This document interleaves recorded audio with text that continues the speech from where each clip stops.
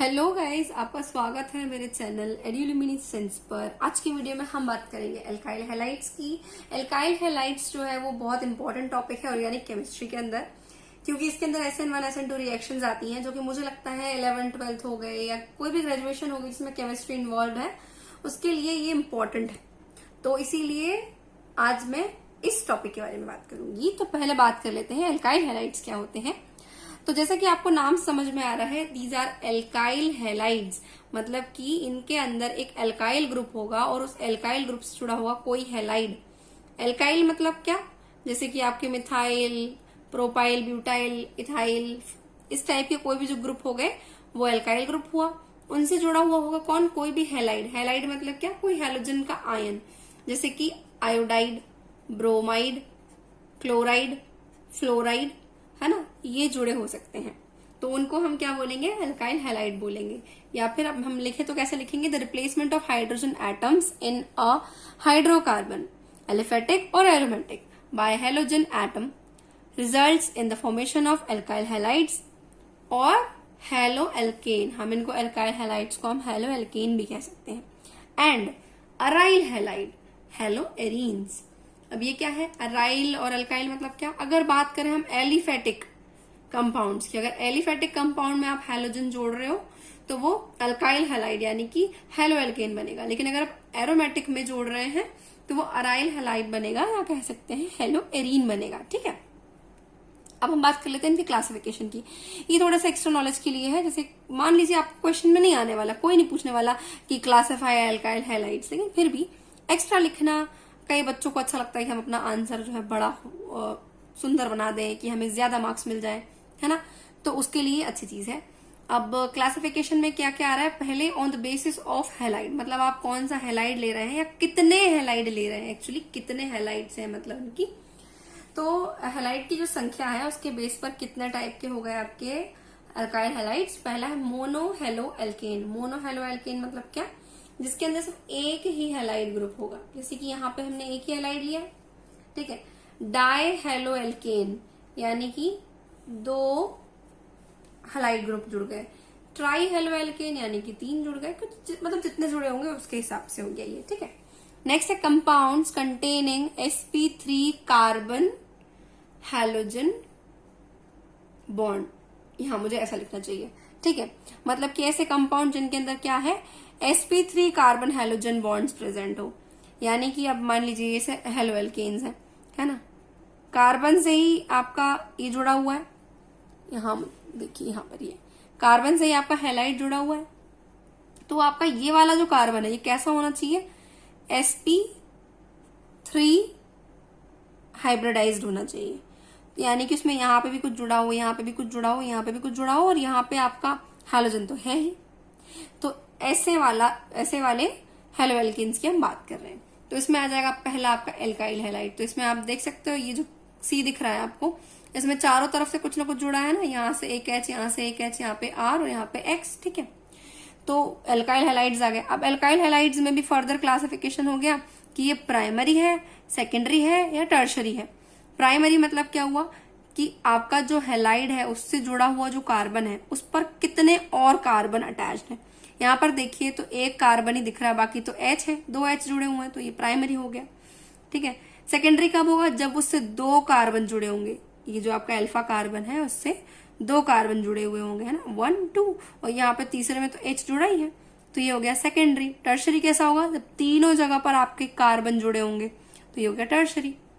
फिर नेक्स्ट आता है अलाइलिक हैलाइड्स। अलाइलिक हैलाइड्स कैसे होते हैं कि डबल बॉन्ड जो है, मतलब इसमें डबल बॉन्ड तो है पर डबल बॉन्ड से एक सिंगल बॉन्ड के थ्रू सेपरेट होकर आपका हैलाइड जुड़ा है। तो जैसे कि यहां पर है, ये डबल बॉन्ड था, ठीक है, यहां पर कार्बन आया, इस वाले पोजीशन पर कार्बन है, ठीक है, और यहां पर एक सिंगल बॉन्ड से सेपरेट होकर आपका हैलाइड यहां कहीं जुड़ा हुआ है, तो ये किस में आ गया, आपके अलाइलिक हो गया। ये सेम ऐसा ही इसके अंदर है। तो अगर आप गौर से देखें कि आपका जो हैलोजन है उससे जुड़ा हुआ कार्बन तो अभी भी sp3 हाइब्रिडाइज्ड ही है ना। और लास्ट हो गया आपका बेंजाइलिक। बेंजाइलिक के अंदर भी सेम कंडीशन है, ये रहा कार्बन और ये कैसा है, sp3 हाइब्रिडाइज्ड है।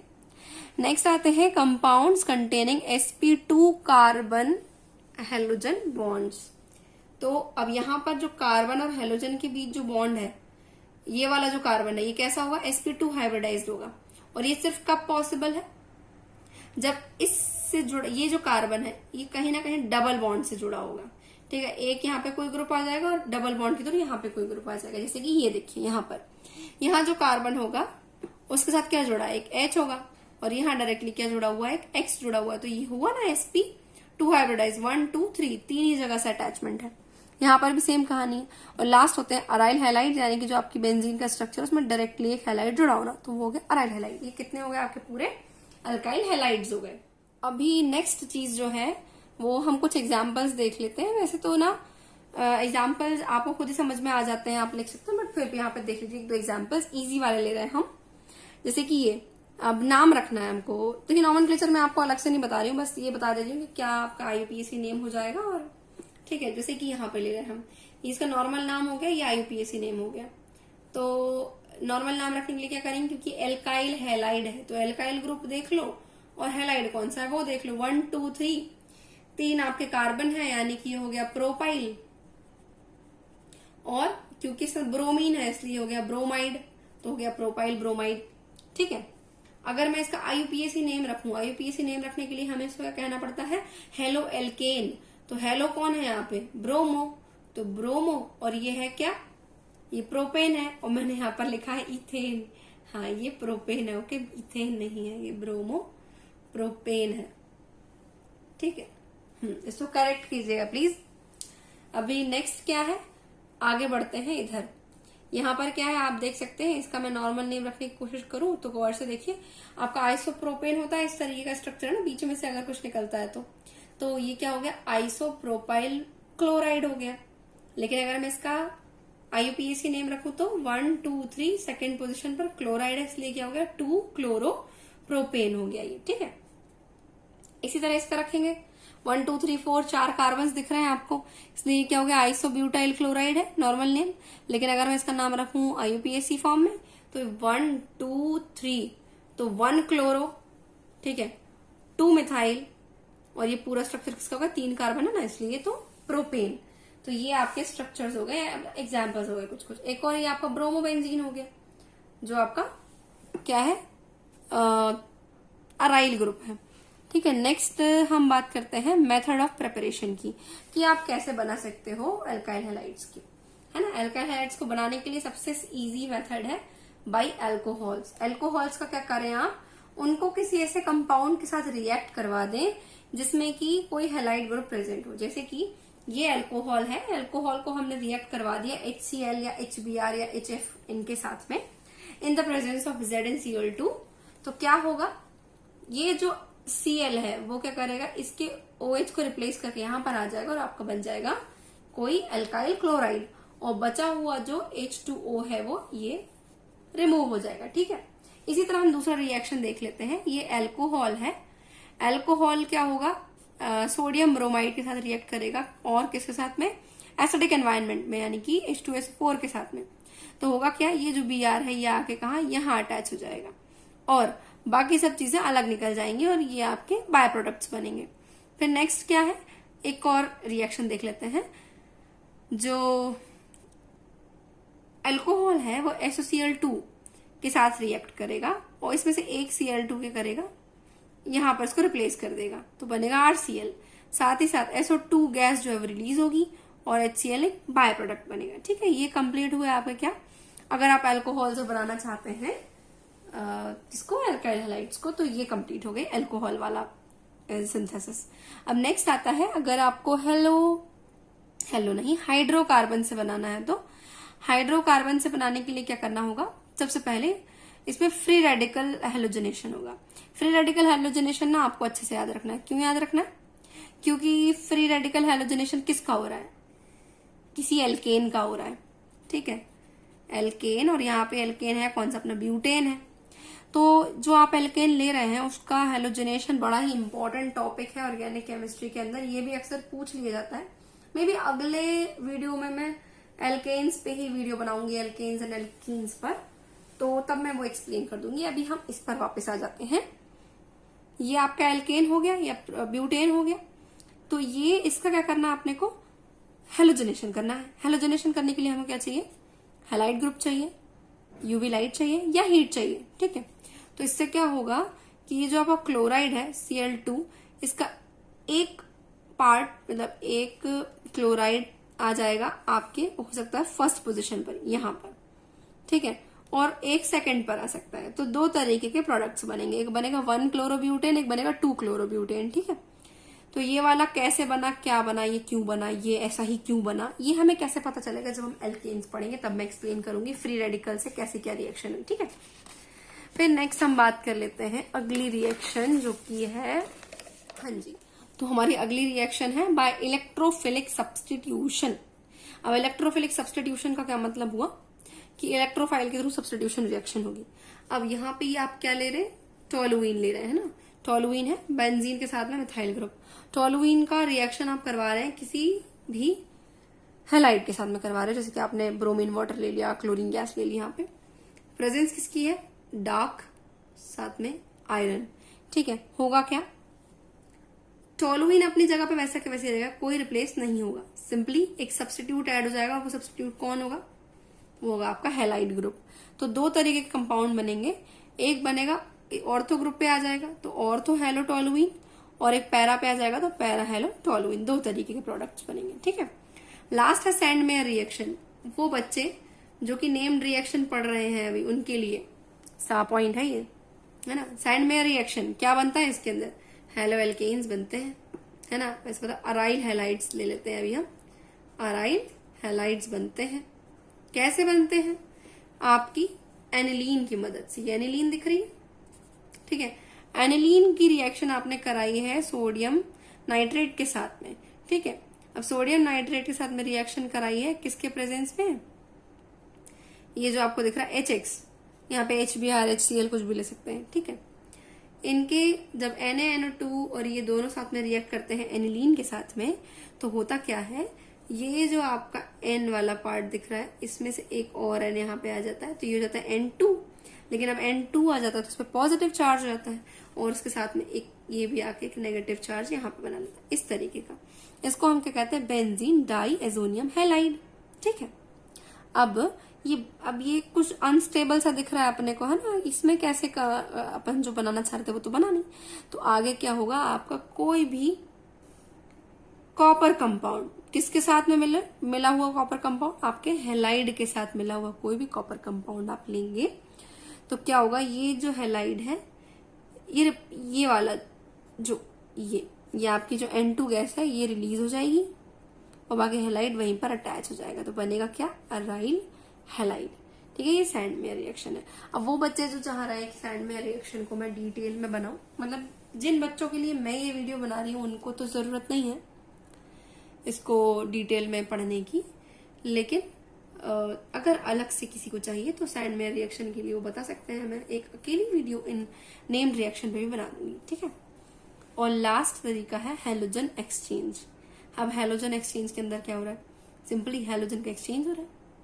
जैसे आपने कोई एल्काइल हैलाइड ले लिया, कोई स्पेसिफिक एल्काइल हैलाइड ले लिया, उसको सोडियम आयोडाइड के साथ रिएक्ट करवा दिया, तो अब जो इस पे जो हैलाइड होगा वो इसके पास आ जाएगा, इसका आयोडाइड आ जाएगा इसके पास। ठीक है, ऐसे बन गया। मिथाइल ब्रोमाइड लिया आपने, सिल्वर फ्लोराइड ले लिया, तो क्या होगा, फ्लोराइड इसमें ऐड हो जाएगा और Br यहाँ आ जाएगा। ठीक है, बहुत सिंपल सी रिएक्शन है ये रिएक्शन मैंने सिंपल सी क्यों उठाई, ताकि आपको इजीली याद हो जाए, और गलती से अगर ऐसे ये क्वेश्चन आ गया, क्योंकि अब देखिए क्वेश्चंस तो आप बता नहीं सकते ना फाइनल एग्जाम के लिए क्या आ सकते हैं, और ये तो मैं एग्जाम पर्पस के हिसाब से ही बना रही हूँ बच्चों के लिए, है ना। तो अब एग्जाम में क्या आ जाए हमें नहीं पता, पर हमें कोशिश करनी है कि हम ऐसे पढ़ें कि कम टाइम में ज्यादा अच्छा पढ़ सकें। और बाकी जो नीट एस्पायरेंट्स हैं वगैरह वगैरह, तो उनके लिए तो थोड़ा डीपली नॉलेज जरूरी है ना। हाँ जी, तो अब आया हमारा असली हीरो इस वीडियो का, केमिकल रिएक्शंस। तो जो केमिकल रिएक्शंस हैं उनमें मेन पहली रिएक्शन आपकी क्या होगी, न्यूक्लियोफिलिक सब्स्टिट्यूशन रिएक्शन, पहली रिएक्शन। वैसे हम इसमें और भी रिएक्शंस पढ़ेंगे, पर मेन ये है, तो पहले इसी से शुरुआत करते हैं, इसी को अच्छे से पढ़ते हैं। न्यूक्लियोफिलिक सब्स्टिट्यूशन रिएक्शन, है ना। इसके अंदर क्या होगा, न्यूक्लियोफिलिक सब्स्टिट्यूशन रिएक्शन के अंदर यहाँ पर नाम से पहले समझिए, न्यूक्लियोफिलिक सब्स्टिट्यूशन, यानी कि सब्स्टिट्यूशन होगा, पर किसका? न्यूक्लियोफाइल का। अब न्यूक्लियोफाइल क्या होता है? न्यूक्लियो यानी न्यूक्लियस, फाइल यानी लविंग, ऐसा कोई भी ग्रुप जो कि न्यूक्लियस लविंग हो। अब न्यूक्लियस क्या? न्यूक्लियस जो होता है उसके अंदर क्या होते हैं? प्रोटॉन और न्यूट्रॉन होते हैं। प्रोटॉन होते हैं पॉजिटिवली चार्ज्ड और न्यूट्रॉन होते हैं न्यूट्रल। तो ऐसा कोई भी ग्रुप जो कि कहाँ जाएगा? न्यूक्लियस पे जाना पसंद करेगा, है ना, यानी पॉजिटिव की तरफ अट्रैक्ट होगा, उसको हम कहेंगे न्यूक्लियोफाइल। पर वो खुद कैसा होगा? Negatively charge. वो नेगेटिवली चार्ज है तभी तो वो पॉजिटिव आयन की तरफ, पॉजिटिवली चार्ज ग्रुप की तरफ वो क्या हो रहा है? अट्रैक्ट हो रहा है ना। तो न्यूक्लियोफिलिक सब्स्टिट्यूशन यहाँ पर होगा। अब इसको मैं अगर मोटे मोटे हिसाब करके देख लूं, होगा क्या? सिंपली एल्काइल हैलाइड है, ठीक है, न्यूक्लियोफाइल है, बस न्यूक्लियोफाइल क्या करेगा? इस हैलाइड को रिमूव करा के खुद ऐड हो जाएगा। हो गई न्यूक्लियोफिलिक रिएक्शंस, है ना, इतनी होती है। अब ये हुआ कैसे? क्या होता है, जो आपके एल्काइल हैलाइड्स होते हैं ना, उनमें एक खास बात होती है। वो खास बात क्या होती है कि अगर आप यहाँ गौर से देखें तो एल्काइल हैलाइड में एक हैलाइड ग्रुप है और उससे जस्ट जुड़ा हुआ है एक कार्बन, एल्काइल का कार्बन। तो ये जो आपका हैलाइड होता है, इस पे नेगेटिव, पार्शियली नेगेटिवली चार्ज होता है ये, और ये जो होता है कार्बन, ये पार्शियली पॉजिटिव चार्ज होता है, ठीक है। तो अब सीधी सी बात है, हमारा जो न्यूक्लियोफाइल है वो कैसे नेचर का है? वो है नेगेटिव। तो वो किसकी तरफ अट्रैक्ट होगा? इस कार्बन की तरफ। वो कार्बन पे जाके अटैक करेगा और खुद उस पॉजिटिवली चार्ज कार्बन से जुड़ना चाहेगा। और क्योंकि अब ये दोनों आपस में जुड़ जाएंगे तो इनकी क्या जरूरत है? तो ये निकल जाएंगे। इस तरीके से हो जाएगा आपका क्या? Nucleophilic substitution. न्यूक्लियोफाइल आके जुड़ गया, हैलाइड चला गया, ठीक है। अब इसकी मैकेनिज्म की बात करते हैं कि ये हुआ कैसे।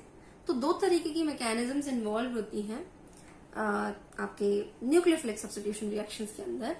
पहली होती है SN1 रिएक्शंस, सेकंड होती है SN2 रिएक्शन। SN1 मतलब क्या? सब्स्टिट्यूशन न्यूक्लियोफिलिक बायोमोलिकुलर रिएक्शंस, यानी दो है यहाँ पे, तो बायोमोलिकुलर। और सब्स्टिट्यूशन न्यूक्लियोफिलिक यूनिमोलिकुलर, एक है यहाँ पे, इसलिए unimolecular reaction. One by one हम इनको समझ लेते हैं। पहले हम SN2 रिएक्शन समझते हैं। SN2 रिएक्शन थोड़ी इजी होती है ना, तो कॉम्प्लिकेटेड रहती नहीं है, और हम पहले यही शुरू करते हैं, ठीक है।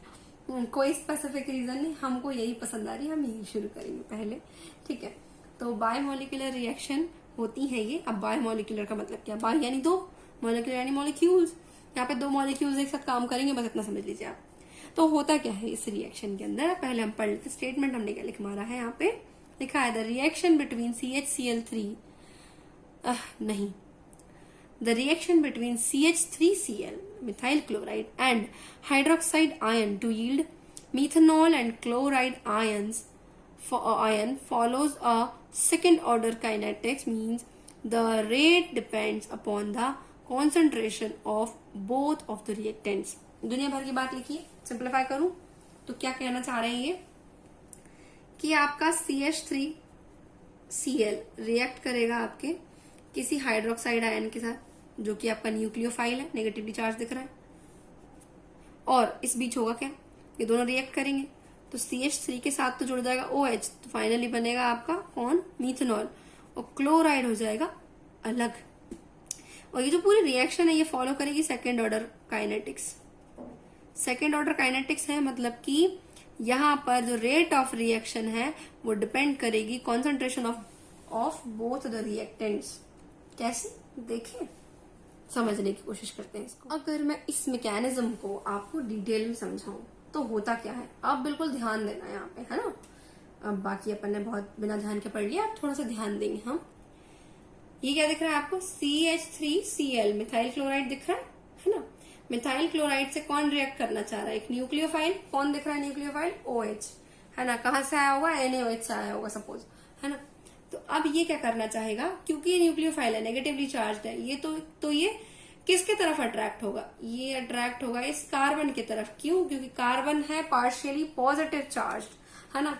तो ये इसकी तरफ अट्रैक्ट होगा। अट्रैक्ट हो गया, अट्रैक्ट हुआ तो इसने क्या किया? यहाँ पे देखिए, यहाँ पे इसने अपने आप को थोड़ा सा बॉन्डेड करने की कोशिश की, बॉन्ड फॉर्मेशन शुरू कर दिया इसने। तो ये देखिए एक लूज सा बॉन्ड बन गया, ठीक है। और लेकिन इस बीच भले इसने थोड़ा एक कमजोर सा बॉन्ड बनाया था, इसका ये मतलब नहीं कि क्लोराइड निकल ही गया, क्लोराइड भी यहाँ पे जुड़ा है और ये वीक होना शुरू हो रहा है। जब ये वीक हो रहे हैं तो यहाँ स्ट्रांग हो रहे हैं, दोनों काम साथ में चल रहे हैं और दोनों एक साथ जुड़ गए हैं, है ना। तो इसको अपन कहते हैं ट्रांजिशन स्टेट। क्या कह रहे हैं हम इसको? ट्रांजिशन स्टेट, ठीक है। ये हो गया। अब आगे बढ़े। ये ऐसे फॉर्म में तो बिल्कुल नहीं रह सकते हैं क्या? कार्बन की वैलेंसी 5 कर देंगे ये तो ये हो जाएगा हाईली अनस्टेबल। इसको क्या चाहिए? स्टेबिलिटी चाहिए। स्टेबिलिटी लाने के लिए क्या करेगा? ये जो आपका स्ट्रॉन्ग हिस्सा दिख रहा है वो और स्ट्रॉन्ग हो जाएगा, वीक और वीक हो जाएगा, इतना वीक हो जाएगा कि यहां से निकल लेगा। तो क्लोराइड तो हो जाएगा आपका अलग और जो आपका OH है वो यहां जुड़ जाएगा, ठीक है। समझ आया ये रिएक्शन? तो क्या था, शुरू हुई थी कहानी मिथाइल क्लोराइड से, अब बन गया क्या? मिथनॉल। सवाल है मेरा एक कि भाई साहब ये जो OH था, है ना, उसने अटैक किया यहां से, ठीक है। तो अब आप कह सकते हैं मैम आपने इस तरफ लिखा था इसलिए इसने यहां से अटैक कर दिया।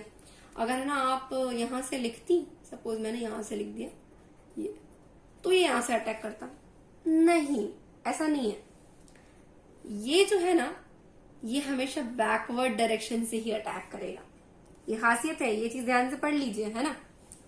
ये जो दिख रहा है आपको, ये OH या कोई भी न्यूक्लियोफाइल, ये कहां से अटैक करेगा? ये अटैक करेगा बैकवर्ड डायरेक्शन से। भैया क्यों? ऐसा क्यों?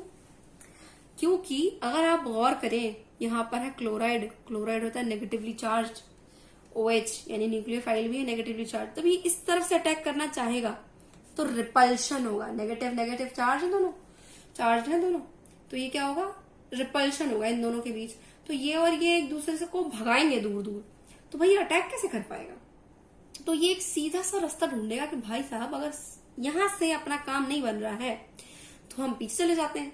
तो ये क्या करेगा? बैकवर्ड डायरेक्शन से अटैक करेगा और यहां ऐसा कोई नहीं है जिसको रोक सके, तो ये क्या करेगा? पीछे की तरफ से अटैक कर देगा और यहां पर जुड़ जाएगा। तो अगर आप गौर करें तो कॉन्फ़िगरेशन बदल गया, है ना। आपका क्लोराइड जो इस तरफ ऐसा जुड़ा था, अब उसकी जगह जो आने वाला जो नया कंपाउंड है वो इस तरफ का बना है। तो ये क्या हो गया? ये हो गया इन्वर्जन। किसका इन्वर्जन? इन्वर्जन ऑफ कॉन्फ़िगरेशन, ठीक है। तो SN2 रिएक्शंस की यह खासियत होती है कि उनके अंदर इन्वर्जन हो जाता है कॉन्फ़िगरेशन का, पहली बात। दूसरी बात, अब हम बोल रहे थे यहाँ ट्रांजिशन स्टेट बन रही है, हम इसको बायोमोलिकुलर क्यों कह रहे थे? हम इसको बायोमोलिकुलर इसलिए कह रहे थे क्योंकि इसमें आप और से देखिए ना, 1 2 एक साथ दोनों ही अटैच हो गए, तो ये हो गई ना बायोमोलिकुलर रिएक्शन। इसको दूसरे टर्म्स में भी ले सकते हैं। अब क्योंकि आप देख रहे हो कि ट्रांजिशन स्टेट में दोनों ही जुड़ गए इससे, तो यानी कि जो फाइनल प्रोडक्ट बनेगा वो डिपेंड करता है कि आपके पास OH कितना है और आपके पास ये पूरा मिथाइल क्लोराइड कितना है। मतलब कि the rate of reaction depends on the concentration of both the reactants, है ना। क्लियरली विजिबल है?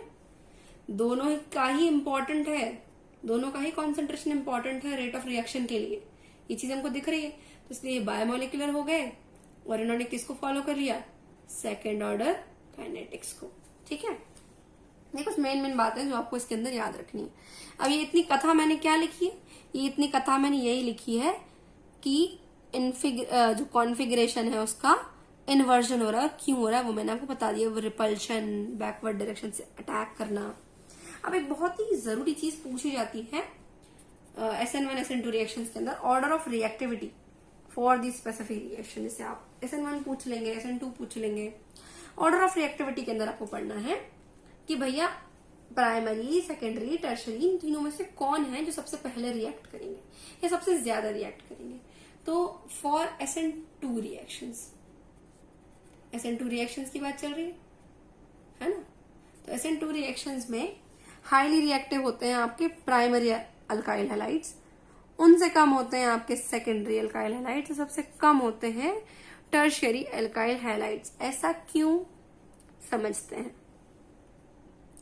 बात करते हैं मिथाइल से शुरू। मिथाइल में न्यूक्लियोफाइल ने अटैक किया, बहुत ही आसानी से उसने अटैक कर लिया। यहाँ कार्बन था, आया, अटैक किया और खुद जुड़ जाएगा, सिंपल। हाँ जी, सिंपल। लेकिन अगली चीज इथाइल। इथाइल में क्या हो रहा है, यहां पर CH3 थोड़ा बड़ा सा ग्रुप जुड़ा है, तो इनको थोड़ी दिक्कत जाएगी, लेकिन ये फिर भी इजीली अटैक कर सकेंगे, है ना। फिर नेक्स्ट क्या होगा, अगर मैं बात कर लूं आइसोप्रोपाइल, यानी कोई सेकेंडरी की बात कर लूं, सेकेंडरी नहीं, ये कार्बन है, कार्बन से एक और कार्बन जुड़ा है, यहाँ पे भी कार्बन जुड़ा है, तो ये क्लाउड थोड़ा ज्यादा हो गया, है ना। प्रोटॉन बहुत सारे दिख रहे हैं आपको, या स्टीरिक इफेक्ट कह लीजिए आप, स्टीरिक इफेक्ट यहाँ पे ज्यादा हो गया। तो क्या हुआ, जो आपका न्यूक्लियोफाइल है उसे अटैक करने में थोड़ी सी दिक्कत हुई, भाई वो कहाँ ढूंढे अपने कार्बन को जिस पे उसको अटैक करना है। फिर उसके बाद नेक्स्ट क्या है, टर्शियरी। टर्शियरी में तो बहुत ही दिक्कत हो रही है ना, जैसा कि आप देख सकते हैं उसके पास जगह ही नहीं है निकलने को। तो इसलिए सिंपल सी बात है, हाईली रिएक्टिव कौन हुए, ये हुए ना, प्राइमरी या फिर मिथाइल जो है वो ज्यादा रिएक्टिव हुए, और टर्शियरी जो वो रिएक्टिव नहीं हुए, किसके लिए, SN2 रिएक्शंस के लिए। ठीक है, इजी है ये।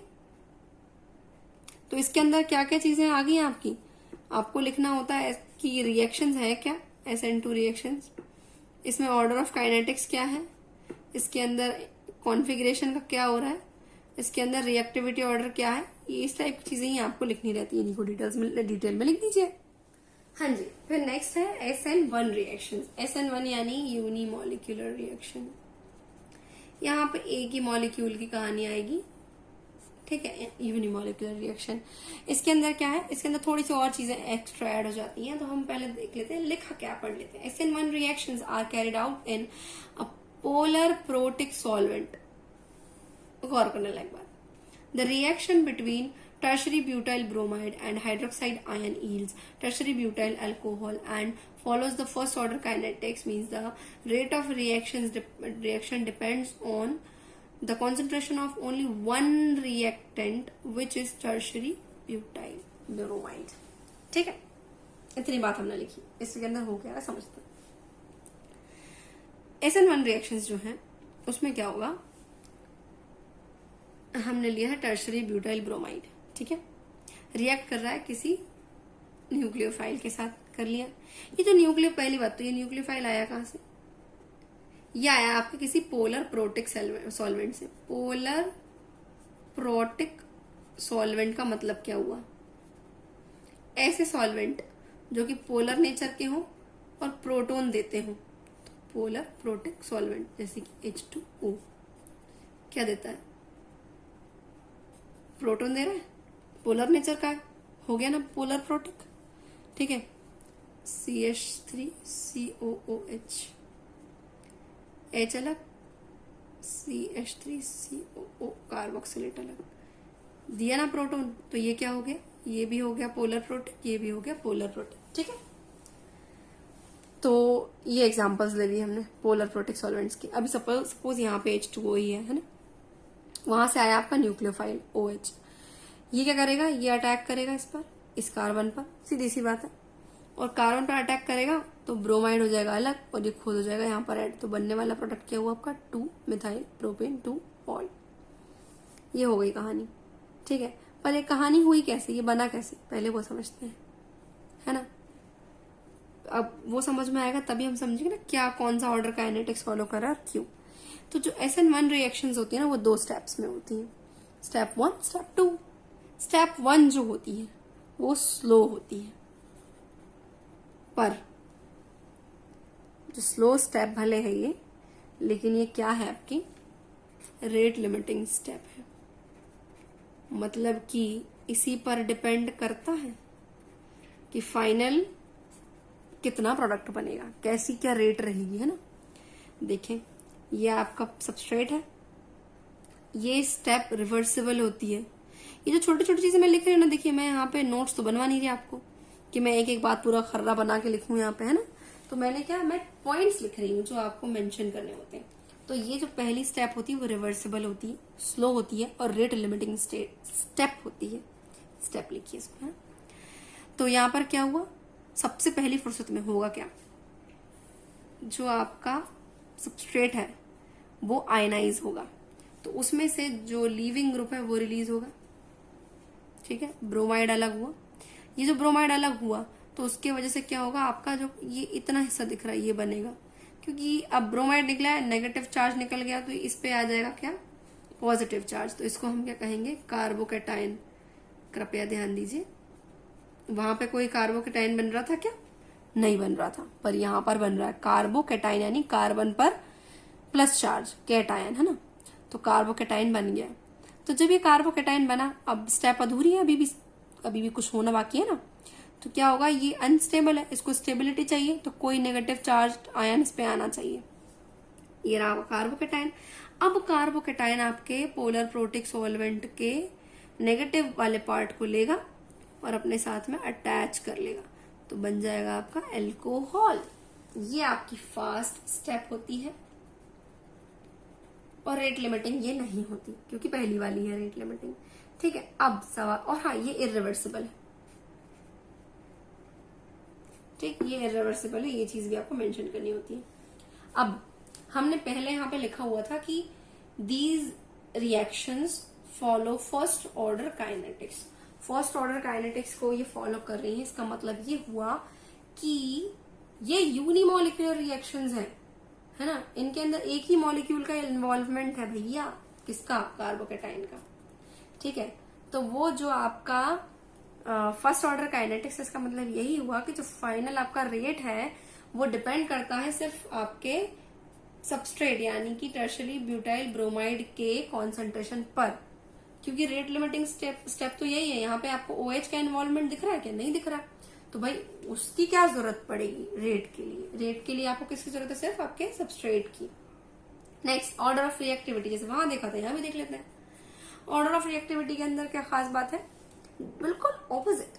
वहां पे क्या था, प्राइमरी में सबसे ज्यादा रिएक्टिविटी थी, यहाँ पे टर्शरी में सबसे ज्यादा रिएक्टिविटी है, सेकेंडरी में उससे कम, प्राइमरी में उससे भी कम। अब ये क्यों हुआ, है ना, ये वाली चीज क्यों आई, ये वाली चीज इसलिए आई तो समझिएगा, मैं लिख देती हूँ यहाँ पर, कार्बोकैटायन के फॉर्म में लिख रही हूं मैं।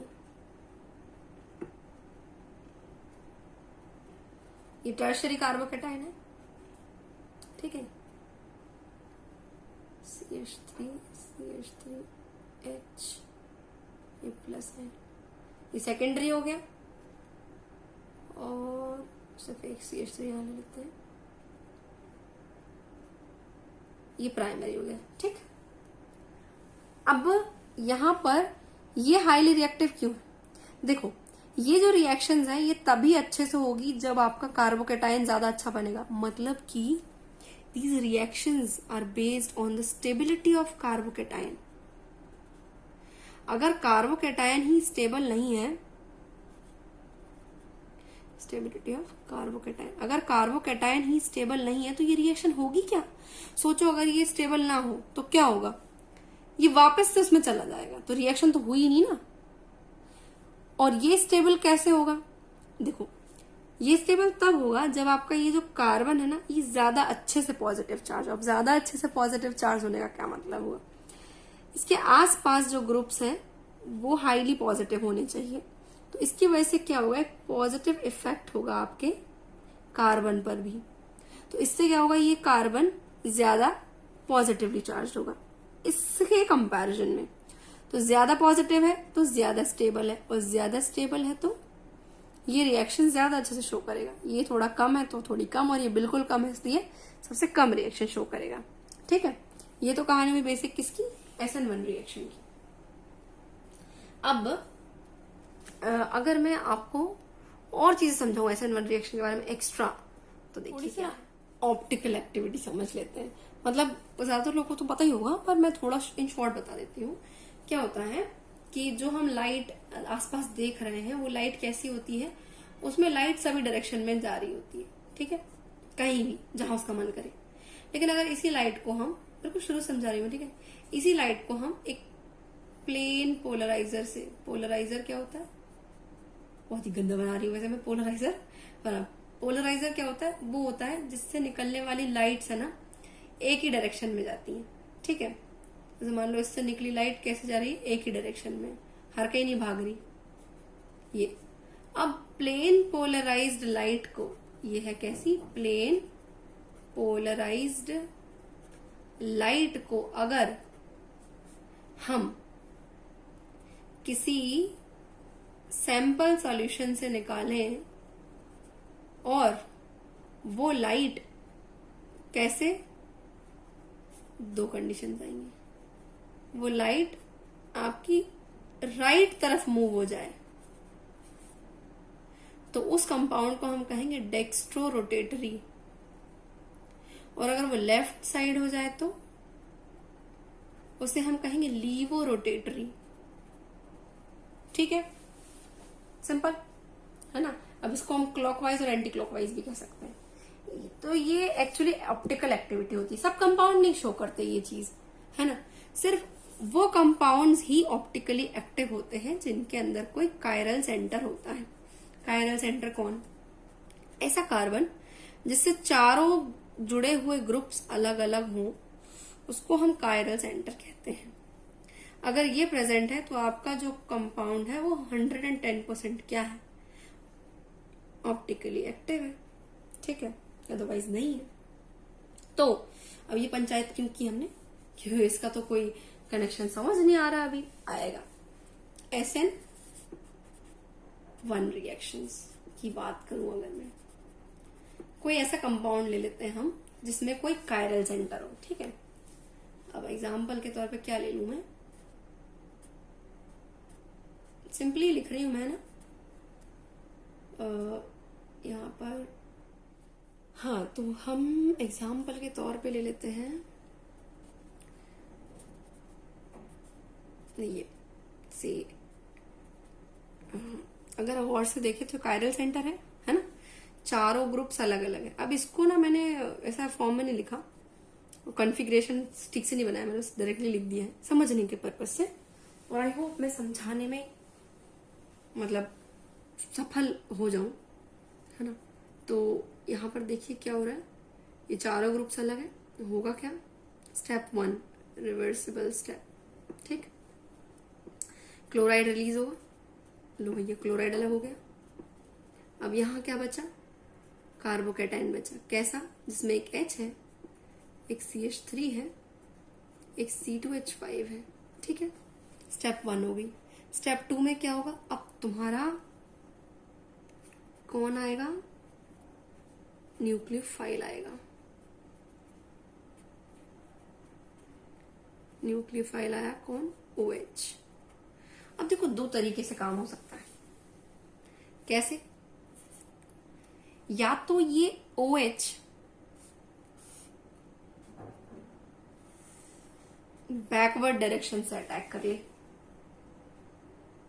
ठीक है, जिसकी कोई एक्चुअली नीड नहीं है देखा जाए तो, क्योंकि यहाँ पर रिपल्शन के लिए तो कोई है नहीं, लेकिन OH का मन कहीं वो पीछे की तरफ से या बैकवर्ड डायरेक्शन से अगर वो अटैक करना चाह रहा है तो क्या होगा, ये एक कंडीशन बनती है कि वो बैकवर्ड डायरेक्शन से अटैक कर दे, तो क्या होगा, क्या कॉन्फ़िगरेशन बनेगा, कुछ ऐसा, OH, ठीक है,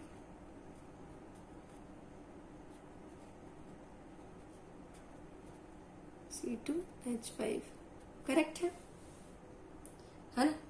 ये क्या बन गया आपका, ये भी आपका ब्यूटेनॉल ही है, 4 है ना, 1 2 3 4 ब्यूटेनॉल है, सिंपल फॉर्म में बात कर रही हूँ मैं, है ना, प्लस माइनस कुछ नहीं।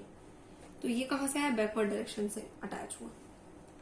अब दूसरा अगर मैं ले लूं, अगर वो फॉरवर्ड डायरेक्शन, ये सामने के सामने ही कर रहा है अटैक, तो दूसरा केस, तो क्या होगा आपका, सब एज इट इज जैसा था वैसे ही रहेगा,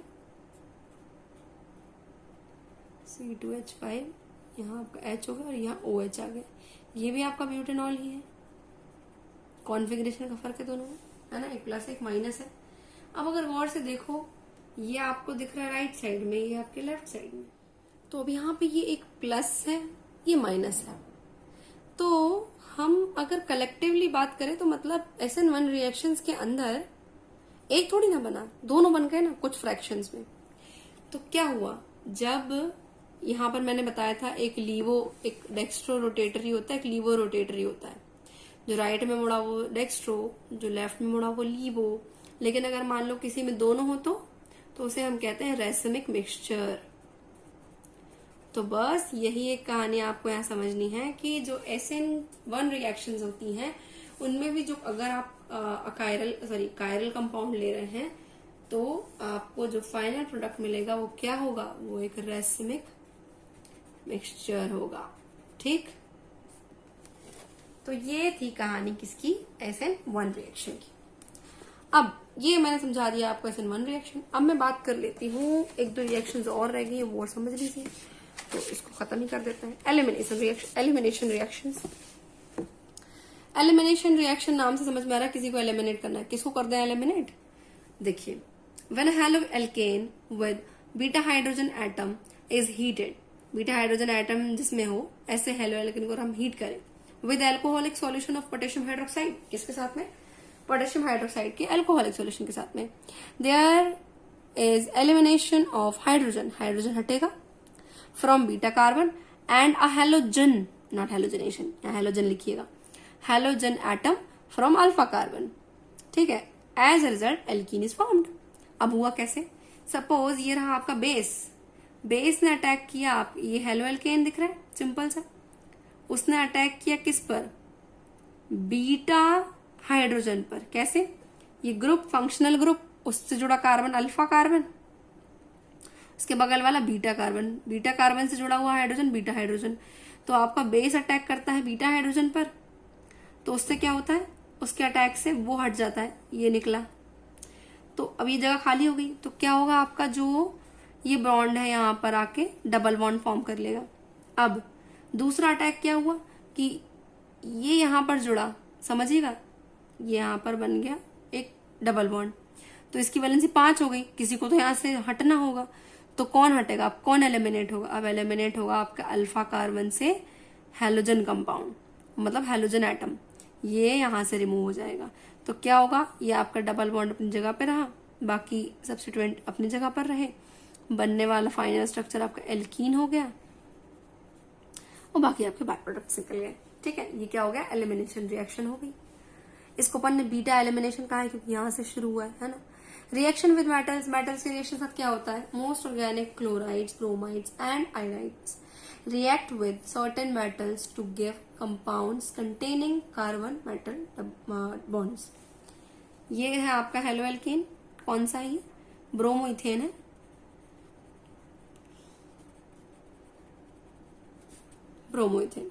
ब्रोमोइथेन जो है उसने रिएक्ट किया किसके साथ में, आपके मैग्नीशियम के साथ में, मेटल के साथ में, in the presence of dry ether. क्या हुआ, सब मिक्स हो गए और बनने वाला रिएजेंट क्या हुआ, ग्रिग्नार्ड रिएजेंट। ग्रिग्नार्ड रिएजेंट बड़ा जरूरी होता है, और जिन लोग को इसकी डिटेल्स चाहिए तो अगले वीडियो में जब अगर मैं एल्डिहाइड कीटोन्स वगैरह लेके आऊंगी तो उसका इंपॉर्टेंस बताऊंगी। ठीक है, आज की वीडियो में बस इतना ही। आई होप आपको वीडियो समझ आई होगी, SN1 SN2 रिएक्शन आपको अच्छी लगी होगी, क्योंकि काफी इंपॉर्टेंट टॉपिक है और अच्छी लगेगी तभी आप अच्छे से पढ़ पाएंगे उसको, है ना।